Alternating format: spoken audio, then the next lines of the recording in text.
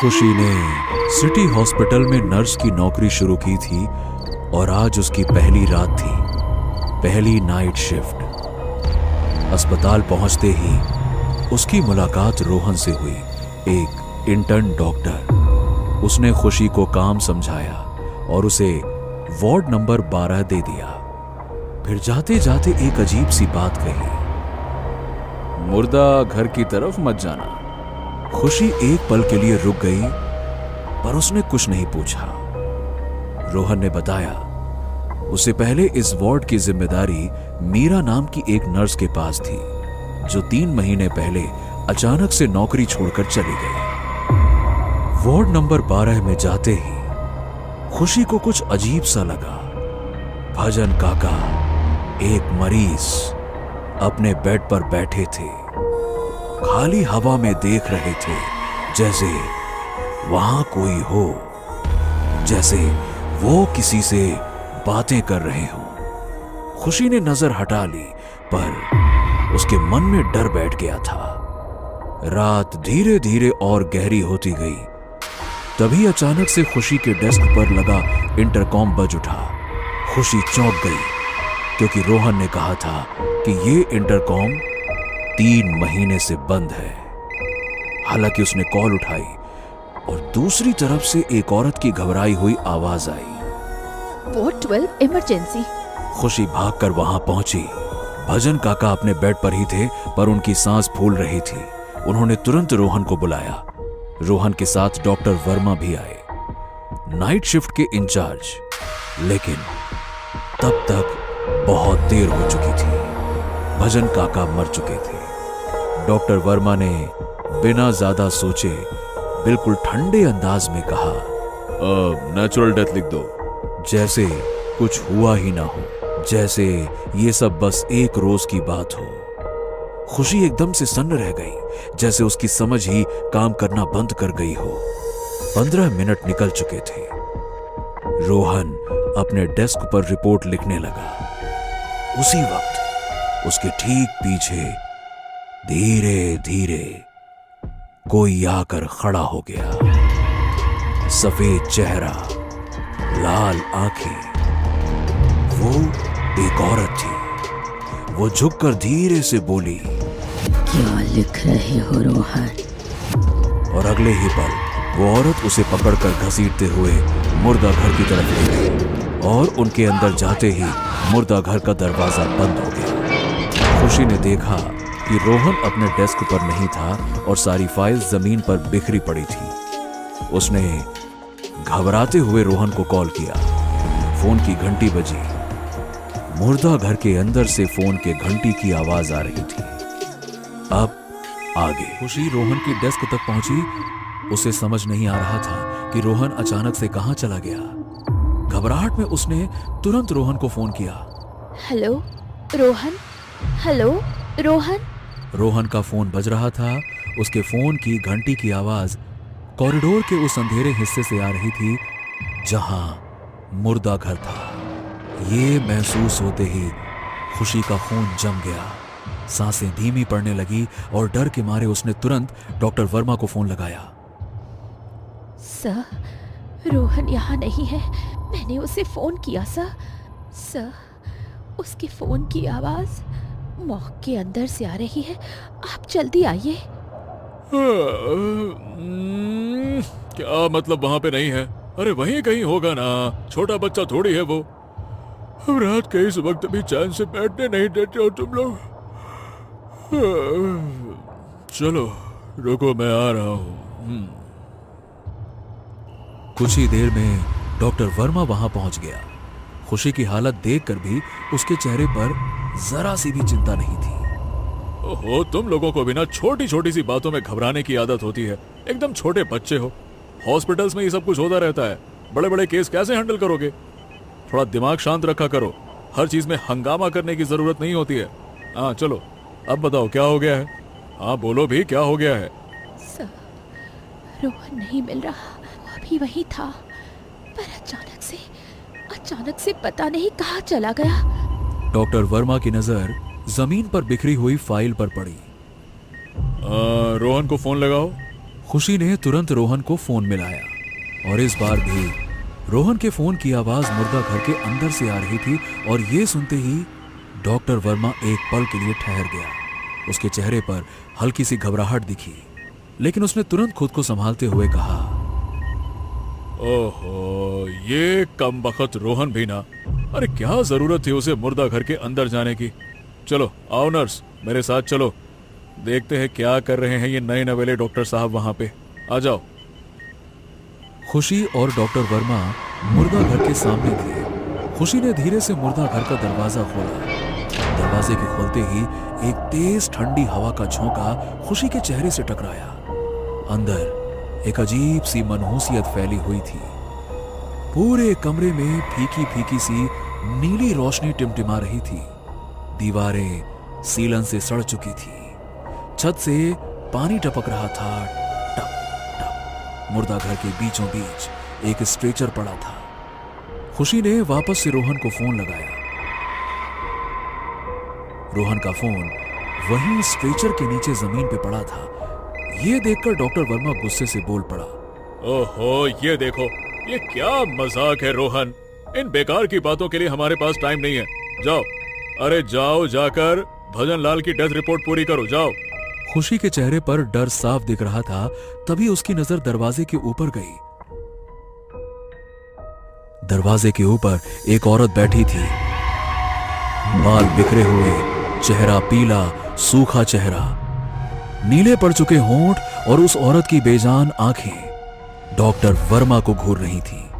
खुशी के मुंह से एकदम से जोर की चीख निकल गई। डॉक्टर वर्मा ने तुरंत पीछे मुड़कर खुशी की तरफ देखा। खुशी ने कांपते हाथों से दरवाजे की तरफ इशारा किया। वर्मा ने धीरे से पलटकर पीछे देखा। दरवाजे के ऊपर बैठी हुई वो औरत अब ठीक उसके पीछे खड़ी थी। मीरा, मीरा, मीरा, तुम पर तुम तो। क्यों वर्मा मेरी डेथ रिपोर्ट नहीं बनाएगा? वो औरत कोई और नहीं बल्कि मीरा थी, वही नर्स जो 3 महीने पहले अचानक से नौकरी छोड़कर चली गई थी।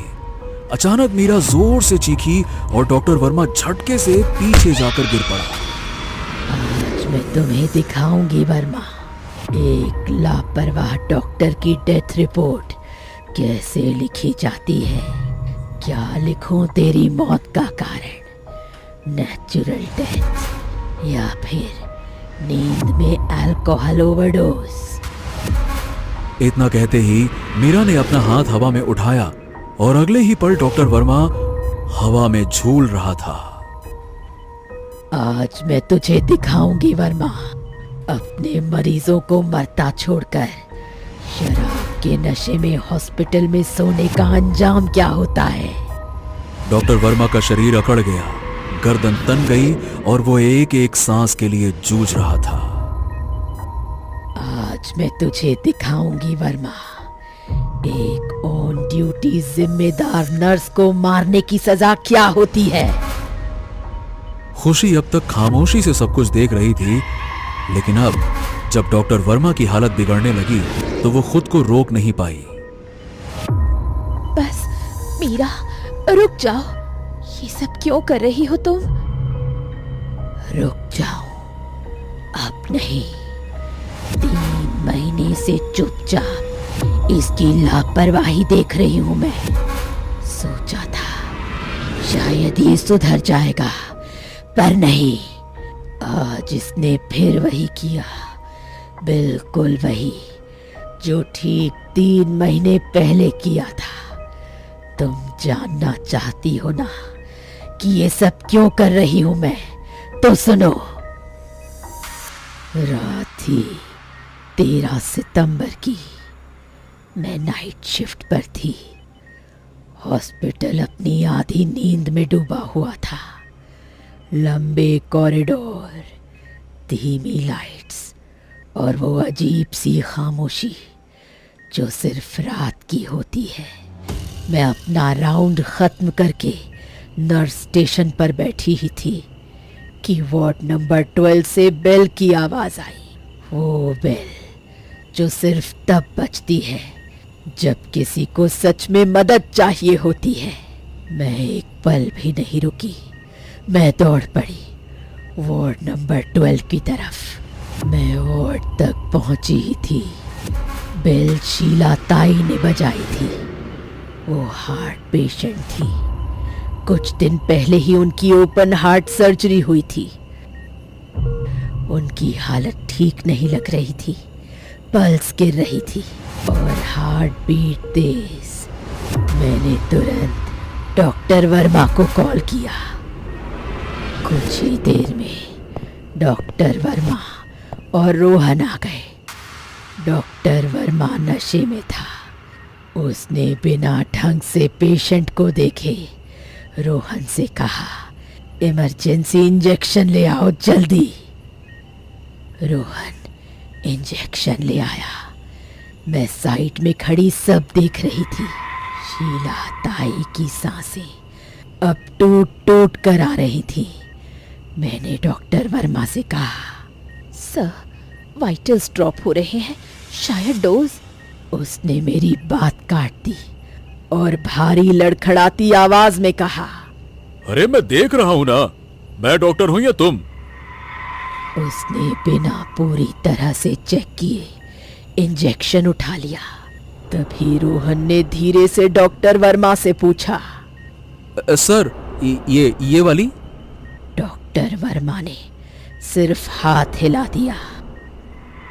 इंजेक्शन लगते ही शीला ताई का जिस्म एक झटके से तन गया। मॉनिटर पर बीप तेज हुई, फिर अचानक स्लो। मैंने घबरा कर कहा, सर ये रिएक्शन ठीक नहीं लग रहा। पेशेंट की बॉडी रिएक्ट कर रही है। तभी मॉनिटर पर एक लंबी सीधी लाइन खिंच गई।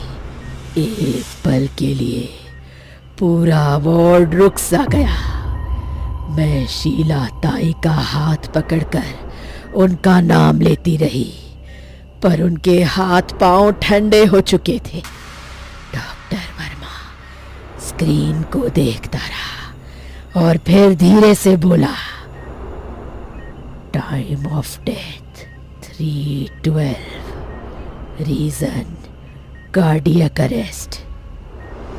उस रात सिर्फ शीला ताई नहीं मरी थी, उस रात एक डॉक्टर का फर्ज भी मर गया था। ये सब सुनते सुनते खुशी की आंखें भर आई थीं। वो धीरे से मीरा के पास आई। मीरा बस करो, जो हो गया उसे जाने दो। जाने दो? मैंने उस रात साफ साफ कहा था मैं रिपोर्ट करूंगी। डॉक्टर वर्मा ने नहीं सुना। फिर बिना किसी पछतावे के मेरे पास आकर बोला, हॉस्पिटल को तुम जैसे लोगों पर गर्व होना चाहिए मीरा। रोहन जाइए व्हीलचेयर लेकर आइए, सिस्टर जी थक गई हैं। जाओ। मैं सीरियस हूँ सर। मैं भी। अच्छा तुम्हें पता है मीरा, सबसे बड़ी प्रॉब्लम क्या होती है अच्छे लोगों के साथ? उन्हें लगता है कि सिस्टम उनकी सुनेगा। डॉक्टर वर्मा ने मेरे हाथ कुर्सी से बांध दिए। फिर उसने रोहन से मुझे मॉर्फिन देने को कहा। मॉर्फिन का इंजेक्शन लगते ही सब धुंधला होने लगा, पर मैं अभी भी सब कुछ सुन रही थी, समझ रही थी। डॉक्टर वर्मा ने शीला ताई की झूठी डेथ रिपोर्ट उठाई और उसमें साइन करके रोहन को घर भेज दिया। रोहन के जाने के बाद डॉक्टर वर्मा मेरी व्हील चेयर लेकर कॉरिडोर में आ गया और मॉक की ओर बढ़ने लगा। तुम जैसे लोग सिस्टम को समझ ही नहीं पाते मीरा। तुम्हें क्या लगता है कि ये हॉस्पिटल तुम्हारे जैसे लोगों से चलता है? मॉक के दरवाजे पर उसने रुककर मेरी तरफ देखा। तुम्हारी कहानी यही खत्म होती है मीरा, और वो भी बिना किसी डेथ रिपोर्ट के। सुबह जब रोहन आया, डॉक्टर वर्मा ने बस इतना कहा, मीरा ने रिजाइन कर दिया, कल रात को ही चली गई। और हाँ, फाइनली उस मॉक को बंद करने का ऑर्डर आ गया। सो ध्यान रखना कि कोई उधर नहीं जाए, जल्दी ही उसे सील कर देंगे। मेरे मरने के बाद भी मैं यही हूँ। मेरे अंदर की नर्स ने मुझे कभी वर्मा को मरने नहीं दिया। मैं चाहती तो उसे कब का खत्म कर सकती थी, पर आज जब वर्मा ने फिर वही गलती दोहराई और रोहन ने फिर बिना सवाल किए उसकी बात मानी, मैं चुप नहीं रह पाई। आज इन दोनों की आखिरी रात होगी और इनकी डेथ रिपोर्ट बनाएगी मीरा। बस मीरा, अब रुक जाओ। जो हो चुका है उसे अब ठीक नहीं किया जा सकता। और रोहन वो दोषी नहीं है, वो कमजोर हो सकता है, पर उसने किसी को मारा नहीं। गलती वर्मा की थी हर बार, पर उन्हें जाने दो मीरा, मैं तुम्हारे आगे हाथ जोड़ती हूँ। तभी एक फ्रीजर के अंदर से रोहन के कराहने की आवाज आती है।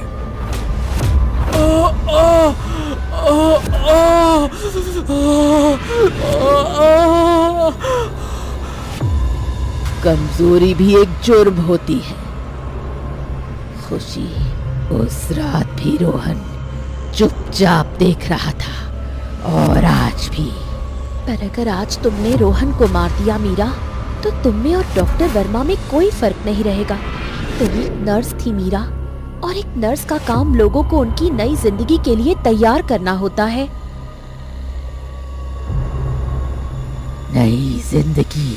जाओ रोहन, मैं तुम्हें माफ करती हूँ, तुम्हें एक नई जिंदगी देती हूँ, पर याद रखना माफी दोबारा नहीं मिलती। अब तुम दोनों चले जाओ यहाँ से, यहाँ तुम्हारे लिए कुछ नहीं है। पर मीरा, डॉक्टर वर्मा, उसे मैं नहीं छोड़ सकती खुशी, जिसने दूसरों की मौत को झूठ में छुपाया। आज उसकी मौत का सच लिखा जाएगा। आज उसकी डेथ रिपोर्ट भी बनेगी और इस बार हर शब्द सच होगा। खुशी और रोहन बाहर निकल जाते हैं और मुर्दा घर का दरवाजा उनके पीछे बंद हो जाता है। फिर अंदर से धीमी ठंडी हंसी गूंजती है, मीरा की हंसी।